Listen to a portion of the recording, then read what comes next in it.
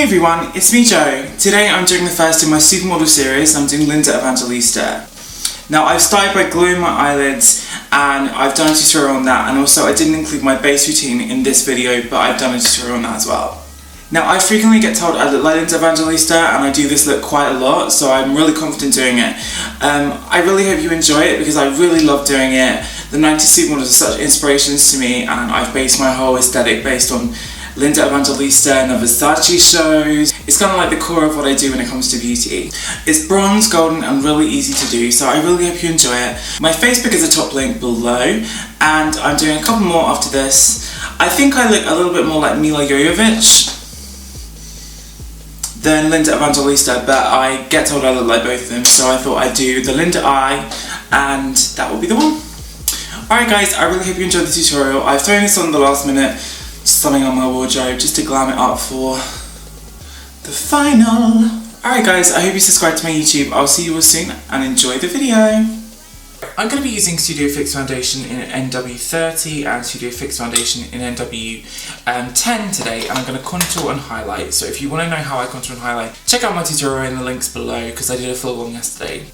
So you can see I've mapped out my face a little bit different. I'm actually going to be using the MAC Prime and Illuminate, and what I'm going to do is I'm going to change my face by copying Linda's nose by just drawing it in a little bit more here.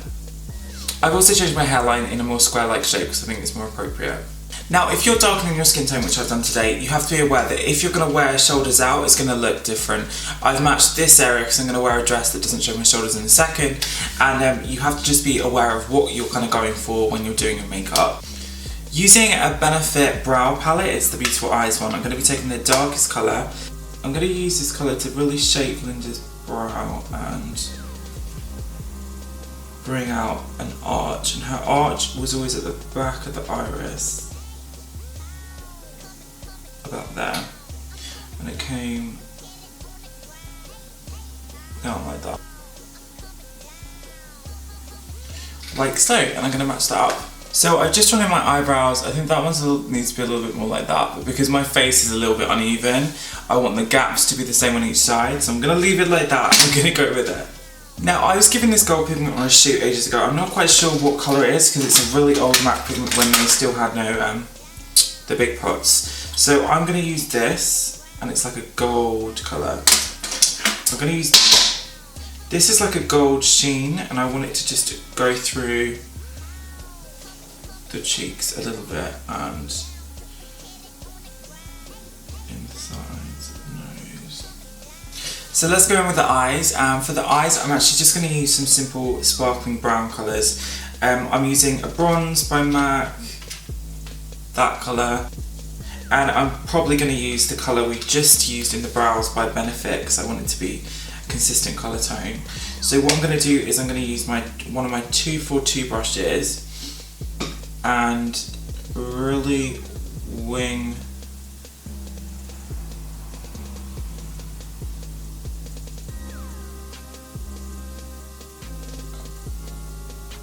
so we really get a cat-like shape. And I'm going to start blending that out. I'm going to be using a NARS brush. I think it's their Dome brush. I'm not remembering which number this is. I'm so confused with their number system. I definitely use NARS brushes the most for everyone that's asked what brushes I prefer. I have a lot of the MAC staple brushes. I have a great deal of MAC brushes that I just don't use, that I keep in a box upstairs. And I've got quite a number of other Schumacher brushes, Chanel brushes, old MAC brushes in fact, when they used to have a different logo that I've collected. I don't know, I've at least got one of every brush that I could find. I generally am very practical with my stuff. Like if I can do something with one product, I won't go out and look for another one. I'm just a very practical person. Like for example, my makeup kit I've been reducing throughout the years because I really wanted to keep it as minimal as possible.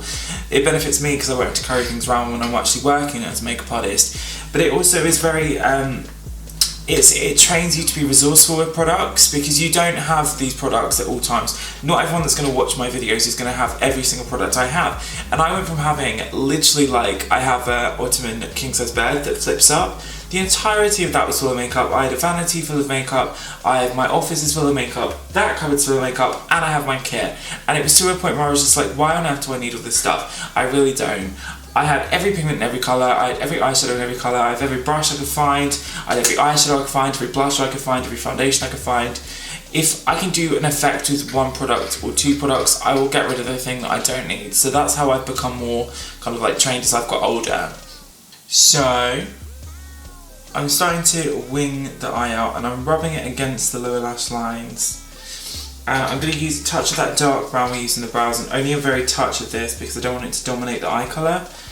And just...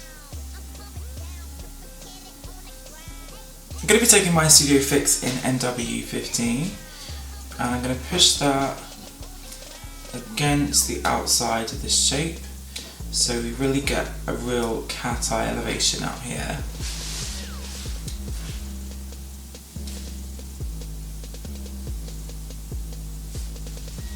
I'm going to blend a little bit onto the top of the cheekbone.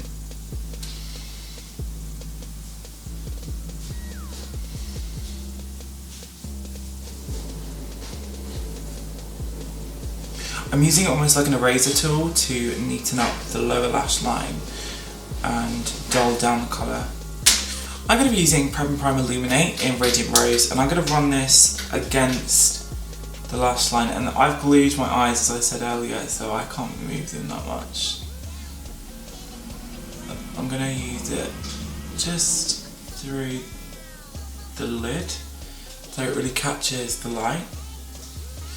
And now I'm going to go in with my tiny brush, and I'm going to use some gel eyeliner by MAC. So I'm starting to shape the eye by creating it a little bit thicker and going really thin into the kind of like tide line as you go in. Now I'm going to be using a brown lip liner just by Barry M. I use all Barry M stuff in videos because it's affordable for you guys and you can make them work. They just do things for the eyes and the face, so they're really great. What I'm going to do is I'm actually going to do an overdraw, and she's got a very kind of like uplifted, like an extreme version of mine. It's like that, and I'm going to mimic that with makeup.